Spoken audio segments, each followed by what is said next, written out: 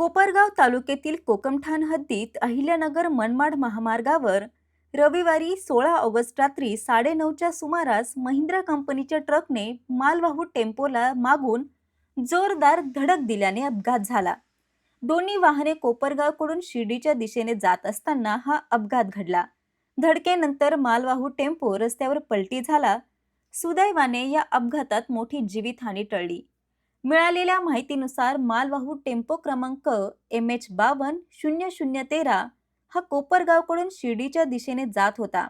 त्याचवेळी मागून येणाऱ्या महिंद्रा कंपनीच्या ट्रक क्रमांक MH16DP0543 ने टेम्पोला जोरदार धडक दिली।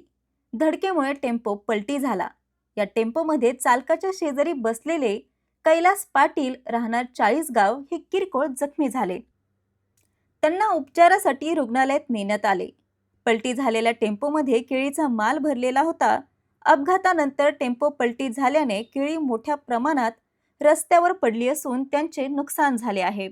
तसेच धडकेमध्ये ट्रकचेही नुकसान झाले आहे। अपघाताची माहिती मिळताच कोपरगाव शहर पोलीस ठाण्यातील पोलीस कर्मचारी घटनास्थळी दाखल झाले। त्यांनी घटनास्थळी पाहणी करून परिस्थितीची माहिती घेतली।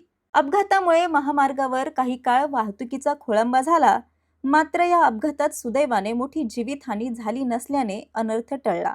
संवाद महाराष्ट्रासाठी रवी वाघडकर, कोपरगाव।